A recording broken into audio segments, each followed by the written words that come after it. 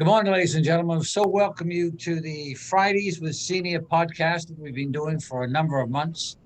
And feedback that we're getting is that people are enjoying your comments and what the audience are listening to and making their decisions. And it's all very positive. So I'm very delighted that you're here today. Got some questions that have been supplied to me that hopefully are meaningful for you and for the audience. And let me introduce you. There's Gary Thandy. Have I got that right, Gary? Yes. You're the executive director. There's Susan Klassen, community engagement coordinator, Brightside Housing. Leon, have I got that right? Brightside. Pardon me. It looks like Bridge, but it's Brightside. You're right. Leona Sal, information and referral. Mary Ann Beecher, coordinator, Century House Senior Peer Support. And Eva Robinson, Century House Senior Peer Support. It's Leonore Sally. Leonore Sally. Wonderful. Yes, there we go. You got a great voice, and I am happy that you corrected me. That's terrific. Rather do it now than after. Yeah. You should have called me by my right name in a half an hour. So, are you ready? Here we go. What are the two most common concerns you see with seniors when it comes to their mental health? Anybody? Sure, I could start. So I run an agency called Moving Forward Family Services, and it provides counseling. So we do certainly see, it's open to any population, but we certainly see seniors accessing our services. And over the last few years, I think it's isolation, it's loneliness, certainly with COVID, when there was a lack of resources, and this in many cases still are, it was just that feeling of isolation and uncertainty. And so reaching out to connect with someone just to be able to process some of the impact of that. Okay. Yeah, I agree with Gary in that, when I've been talking to residents, they talk to me about the deep connections, but also the super small ones, like just saying hi to somebody that you're passing on the street. And they described COVID and the lack of connection as traumatic. And, they said we could be walking down the street and people are crossing the street to avoid you instead of, walking by, catching your eye, saying hi. And they didn't realize how nutritious those little connections were. And of course, the big deep ones, that's going to take a while for some people to regain that ground again, especially as seniors. So, we're trying to support them in any way we can to get back and get back connected, because for sure, isolation, like Gary said, it has a huge impact on especially seniors, but all of us, really. So what you're saying, what I hear you saying is seniors are eager to communicate with one another and with other people. Yeah, I think a lot of them are. And there's a whole spectrum of ways you can communicate and the depth of that. And everyone has their, most comfortable range there. But most of them had disappeared at different points during COVID. And so, and new routines took over of isolation and that kind of thing. So for some, yes, many are eager to get out, but some are going to need some encouragement, I think. Yeah. For senior services, I would say most of the calls we receive are related to that are older adults that are at risk of losing their housing or have received an eviction notice or related to elder abuse. And they're extremely distraught. They don't know what to do. For many of them, it could mean that they're going to have to move from the community and the connections that they already know due to affordability. And this sort of leaves them overwhelmed and almost paralyzed. For some, it's almost like they've been struck by lightning. They didn't expect this would happen to them. And then along with that comes that trying to find something that's affordable in another community or that's adequate, and a fear of that they may end up homeless. And with that comes this sense of feeling of shame that is certainly associated with the experience of eviction or abuse. So as a senior peer support volunteer, I talk to many seniors, and the things that I see are somewhat related to what Lenore's talking about. It's a big change. So it's really about adjusting to change and a sense of loss that comes with that. It could be a big thing like a partner dying or having, been evicted from a home that they've known for a long time, or small changes like someone who's transitioned to be a caregiver for a partner and being able to accept that, and that changes their whole lives. Or small things that like family members no longer meeting them in the same way or viewing them in the same way. And there is a strong sense of loss that comes with that, and dealing with a sense of loss and oftentimes some level of grieving is one of the major issues that I see. And being able to transition to a new reality, being able to accept that and just build their life in a different way. So those are the seemingly small things, but actually a major issue for many seniors that I see. Eva, what is that age change, that gap that you were talking about? Move from one to the other. What age do you have to be? With the transition that you were just talking about just a second. Okay, well, be any age. So the people we see are usually 55 plus. But in another life, I also work with people who are just dealing through transitions, and transitions are really hard. So it can be of any age, but many of them are in their 60s or 70s. So, what's the most major transition for these folks they're going through? I think accepting that we're getting older, feeling irrelevant and feeling invisible, and not having influence. I think those are some major issues that we see. Feeling like I no longer matter and people don't see me. People don't talk to me unless they think I need help. I think also there's that fear, that loss of independence. Mm-hmm. Making your own decisions is really relevant. Mm-hmm. I think another. Sorry, go ahead. I was going to say another area and transition and everything else, and somewhat related to COVID, but accessing medical care.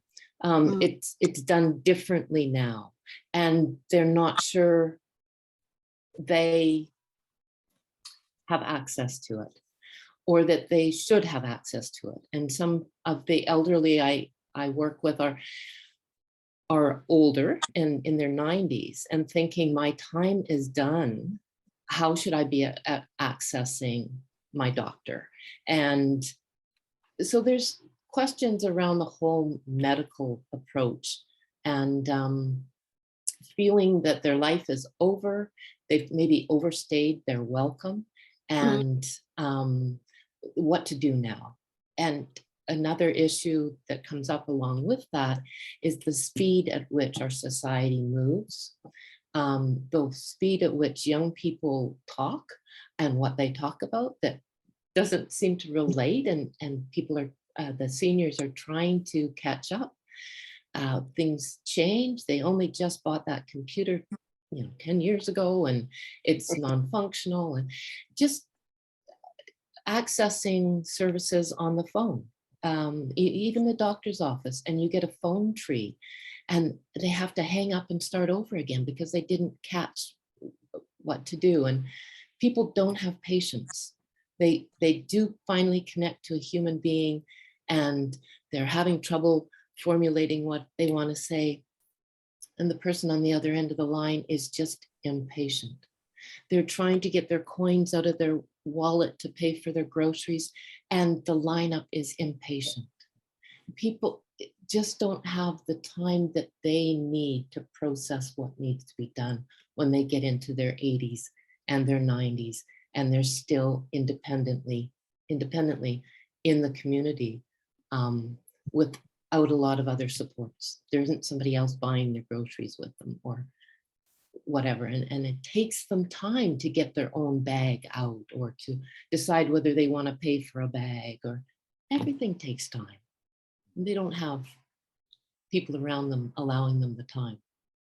Are there some way, anyone could answer this question, or a few of you can, are there any ways in which seniors can take care of their mental and emotional well-being, which includes just shopping, going to the grocery store?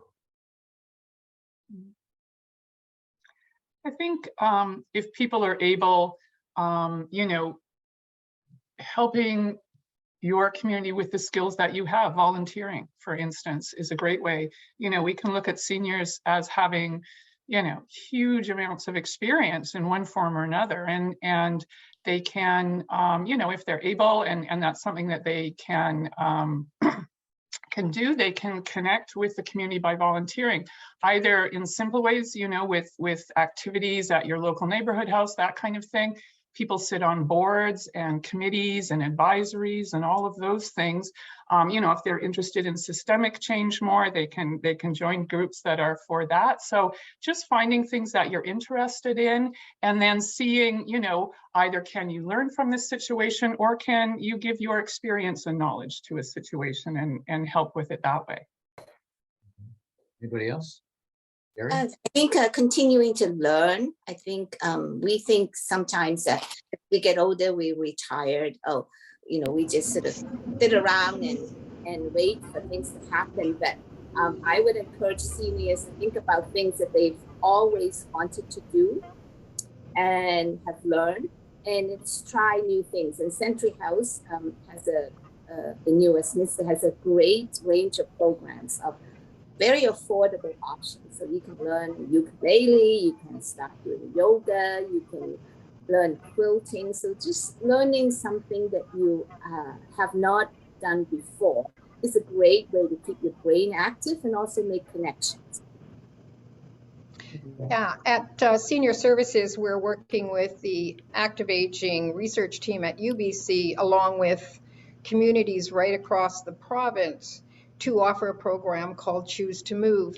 And the program's specifically being designed for older adults that are not active, have been isolated. And it's a 12-week program. It's free, and you work with a group. There's usually 10 to 15 in the group, and you work with an activity coach, and you learn how to add activity into your daily life that suits you, that's something that you actually want to do, as well as there's discussions about nutrition, health, and mental health, and you're engaging with other people, you meet new friends. What's amazing is I'm the activity coach for Senior Services for this program, and to see the incredible difference in somebody's life and attitude after those 12 weeks. I mean, I've had people come into the program where they know they have to do something, they know they have to change, but they don't believe it's possible, and they have severe pain or mobility issues. And after those 12 weeks, by the time they come through, they've not only had activity in their life, they've made new friends, and they're at a point where they're willing and wanting to become more involved in the community. You know, I had one gentleman that said to me after the program, said it enlivened something in me, you know, and he is, you know, so it changed his whole attitude towards not only activity, but towards being involved in community. And I guess it really isn't about money. It's about being active and using your mental capacity and your experience. Exactly. What is the best way to go about those individuals doing that? I think, you know, for us at Brightside, we're, you know, after COVID, we're going around to all the buildings and kind of exploring with people how they can reconnect to community if they were connected before. what's out there for those that are new. We certainly do work with Lenore's program through Brightside. We're one of the sites where they can choose to move in some of the buildings. So, you know, trying to connect them really is my job, you know, as community engagement coordinator. How can they connect within the buildings, but also how can they connect outside? And, you know, learning about the barriers to that, which, you know, as you say, don't always involve money, but can. But, you know, things like transportation, how do they get there? And like I think Eva said, around staff not having the patience to deal with them once they get there and finding out what's going on and that kind of thing. So, you know, we work with a lot of agencies and a lot of residents to try and connect to what's out there in the community. So that's one of the way for us, you know, as a housing provider anyway. What could some of our listeners do to help you? What could our listeners do to help those that could be struggling? Volunteer. Volunteer and be aware of who your neighbors are, and connect with people, connect whatever age they are, but connect with our seniors in our community. Start with a smile, eye contact, and then an exchange. And I think one of the things that's really critical for seniors is to be, and it's been brought up already, but to be recognized as they have something to contribute. So it's not always a one-way street where you're a senior, therefore I have something for you, or I'm going to help you. But getting to know them and what they give back, be it in story or depth of experience and richness, or a can of Campbell's chicken noodle soup that's the best nutrition ever, and I can get 4 cans of it for $10, and here I want to share that with you, and this is a 95-year-old man. So, you know, just being open to what they have to share, and allow them to contribute as well and recognize their contribution. Do you have one phone number that we could give on the air here where people could phone and give a list of their abilities and talents and their offer to help? And what would that phone number be?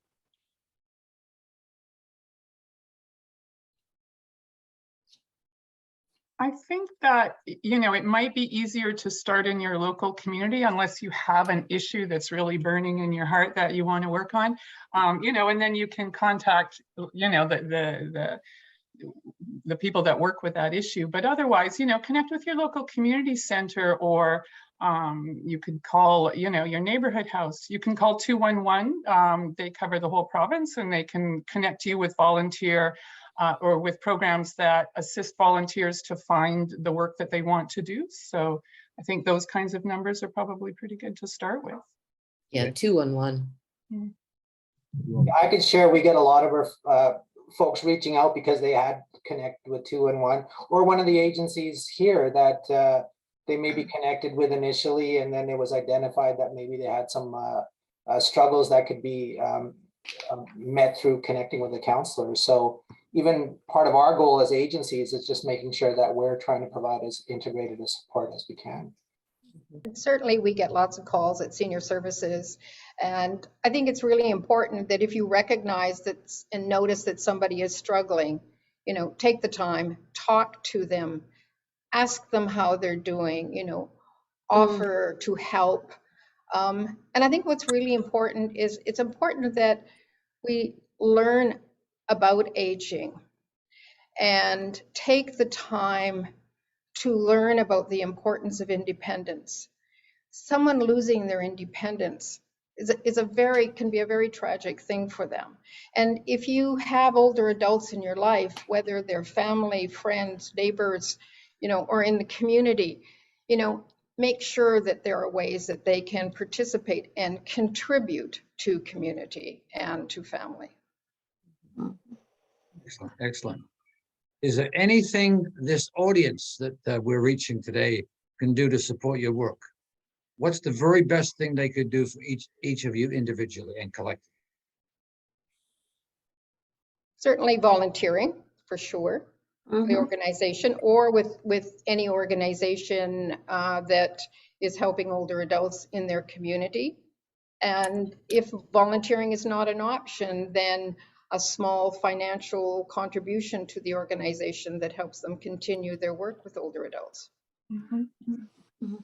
And I And think too, oh, sorry, go ahead. I was going to say that individually, we as people must see older adults not as people who need help, but that they have something to contribute. They are a vibrant part of our society. So take notice of them when you see them, ask them about their lives and what they've done before, because they all have some very interesting stories that we have no idea when we see a frail 85, 90-year-old crossing the street. There's much more to them than what you see. So I did take the time to reach out and just say hi and listen to their story. I think that's going to be very therapeutic, in addition to other things that's been mentioned. I also think something that we really need to think about is that when you're retiring at 60 or 65 years old, and many more of us are living until we're in our 90s and 95, what does that retirement look like? And for those of us that are in our 50s and 60s now, what are we doing to prepare for that bigger bulk of people that are going to be in their 90s down the road in 30 and 40 years? And what it looks like now is not good. What is it going to look like? And we need to start changing that for our seniors now in order to have it different for when we get there, because we're living longer, and we need to consider what does it look like after retirement, after that working age is done. That's a really long period of time. You got 2 or 3 suggestions that you could share with us? Volunteer. Don't The retire. contributions. Yeah, don't retire. And once you do, volunteer. Yeah. And you know, pay attention to the issues that affect you now, that affect your parents, you know, if they're seniors, or that will affect you as you go forward. And, you know, pay attention, figure out where you stand, and, you know, talk to people who make decisions about those kinds of things, because those decisions can stand for your future as well as the one that's happening now. So I think it's important, you know, to pay attention and to learn. And also plan. There's a significant amount of planning goes into a marriage, or getting married, or a vacation even, or plan for your end of life, however long that might be. How do you want it to look as you age, and what do you have in place? Who are your supports? What is your connection? How are you going to be connected? Where are these things going to fall into place? People end up at 95 years old with households full of belongings, and they don't know what to do with it. And the younger generation don't want it. And the weight of that, as they realize that they are really at the end of their lives, they can't take it with them, and their family don't want it. What do? And they don't want to leave a mess or a lot of work. What's your suggestion? My suggestion is to plan early, start downsizing early, write people's names on the bottoms and backs of things once you get their agreement about what they want. You want that picture? Your name goes on it. You don't want that picture? Okay, that goes to Goodwill. But making plans, and just to ease the weight of all of the decisions that need to be made when you're starting to get a little bit less able. But do it early. Like, antiques are no longer really the going thing anymore. So holding on to it, and anyway, plan, have family conversations, get everybody involved. Doesn't matter how old they are. They can talk about the end of life, because it's 100% guaranteed we're all going to have it. Yes. I think also a sense of purpose. We all need a sense of purpose. And sometimes what happens as they get older, they lose that. And just maintaining that sense of purpose and knowing what you want to do. You know, I wasn't sure at the very beginning, a few months ago when we started this project, that we will be able to have an interesting enough dialogue with the men and women that are coming on the program, like you folks. And yet I was so dead wrong. It is so valuable what you're saying and so helpful that it needs to reach a broader audience so that they comprehend how they can be a part of the solution, because one day they're going to be part of the problem. Absolutely. So thank you very much, folks. Very much appreciated. Thank you very, you. very much.